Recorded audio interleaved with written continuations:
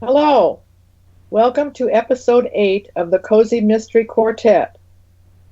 I'm Linda Hope Lee, joined by Wendy Kendall, Susan McCormick, and M.L. Erdahl. In this segment, we'll discuss planting clues. Clues are an important element in the cozy mystery, not only for the sleuth, but also for the reader, who often likes to solve the mystery too. In my mysteries, I vary the kinds of clues, real or red herring, and the ways in which they are discovered. One device is to allow Nina to overhear something that could be a clue. For example, in Deadly Reunion, she witnesses a conversation in which someone threatens the man who ultimately becomes the murder victim. Another way I reveal clues is to have Nina find an object that may relate to the crime. In Murder Between the Pages, while investigating a location, she finds a bookmark upon which someone wrote the address of the bookstore where the murder victim was discovered. Clue or red herring? A third way to reveal clues is to have Nina learn something while talking to a character. In Secrets to Die For, in a conversation with a friend of the victim, Nina learns about a missing high school annual that, when found, contains important information. None of these clues by themselves solve the mystery. Clues are like pieces of a jigsaw puzzle. When put together properly, the picture they make reveals the truth. Michael, tell us how you plant clues in your mysteries.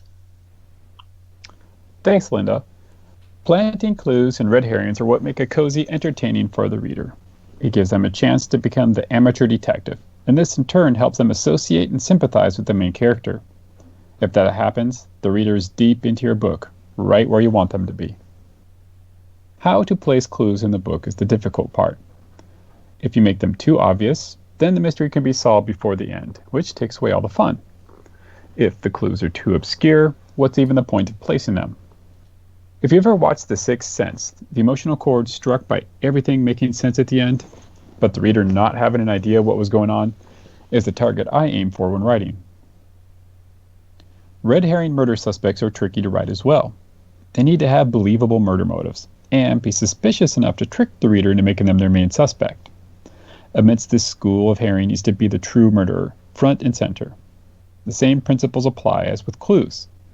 It can leave readers unhappy when some minor character, briefly mentioned on page 22, takes front stage as the murderer at the climax of the book. Therefore, the true murderer needs to keep popping up, but not be so obvious that they are the prime suspect. How does one manage this? My technique is to develop them throughout the book after I finish the first draft. I read the story, see where they make sense, and drop them in. For false suspects, I develop more backstory and expand their motivation for murder. I allow myself leeway to change the story as needed, and sometimes a red herring lead and a true murderer switch places when the swap delivers a more satisfying tale. Make sure your red herrings make sense, though. They can't seem suspicious just to fill out the quota of false leads.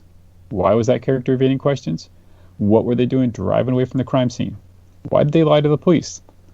All characters need to be motivated. Whether it's a bartender pulling beers for an alcoholic regular to a woman embarrassed and angry about her husband's affair. These people need to have feelings and take actions based on their emotions. This will flesh out your world and give credibility to your cozy. When the reader is finished, nothing should feel tossed in. Susan, tell me how you tackle this all-important subject when you're writing. Thank you, Michael. I've had success planting clues when they're hidden in plain sight, masked in a paragraph chock full of information more interesting than the clue itself. I'll give you a few examples from the upcoming second Fog Ladies book, and see if you can spot the clue. For the first one, I'll tell you what I'm trying to conceal, that the lawyer is short. Here's how I did it. Spencer Tremaine stood from the desk and came around to greet them. He was shorter than he appeared on television, but his voice was full and confident.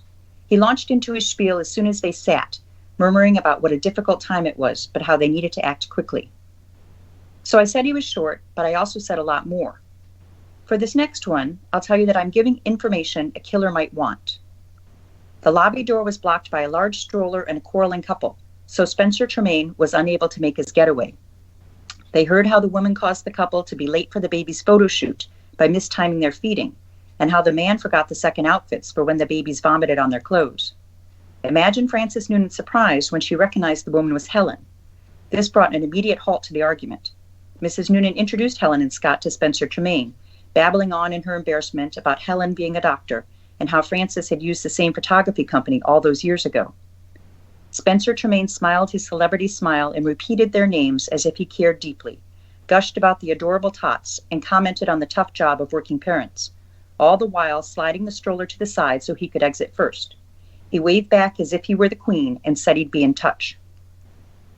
So the potential killer, the lawyer, meets an unhappy couple and learns she is a doctor, and he also finds out their names. For the last one, I'll let you decide what the clue is. Sarah and Andy arrived at Helen and Scott's to hear both babies crying and Scott shouting at Helen to hurry up with the bottles, and Helen shouting back she was moving as fast as she could. They hadn't rung the buzzer downstairs because the front door of the apartment building was held open with a newspaper. Now Sarah wished she'd given them some warning. She gave Andy's hand a quick squeeze and then knocked on the door.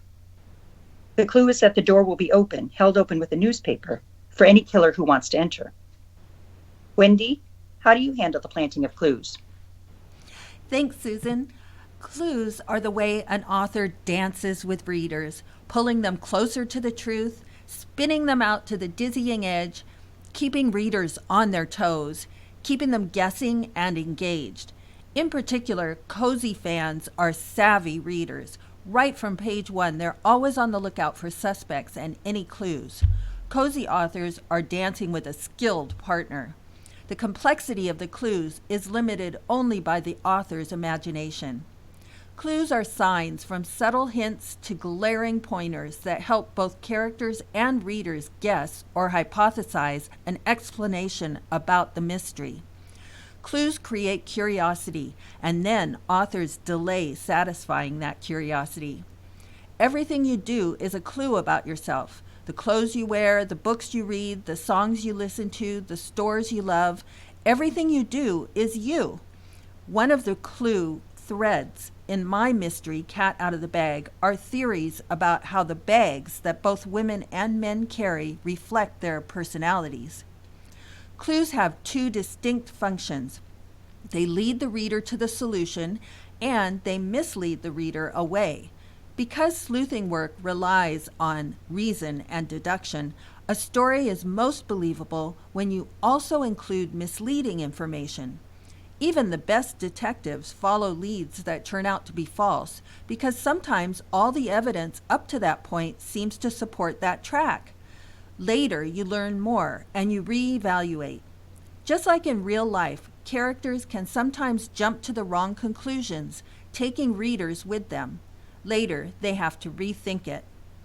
Clues can be physical or verbal. For example, the physical requires analysis.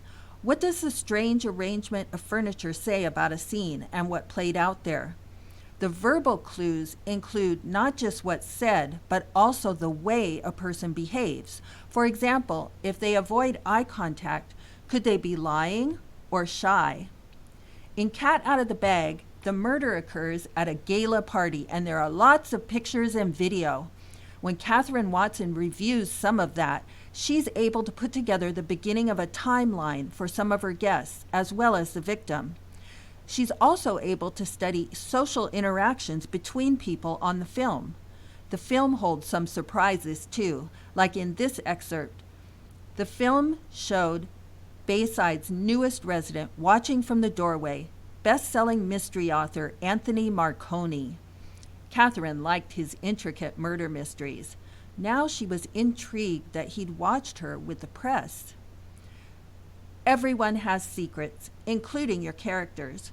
A murder investigation exposes the secrets of the innocent as well as the guilty, and the need to hide information sometimes makes people behave suspiciously and self-defensive. One of the secrets will lead to the killer. The rest entertain and bring increased interest and intrigue. Thank you for tracking the clues that led you to the Cozy Mystery Quartet. Michael Erdahl, Linda Hope Lee, Susan McCormick, and me, Wendy Kendall. Next time we investigate building a series. Be sure to subscribe so you don't miss an episode.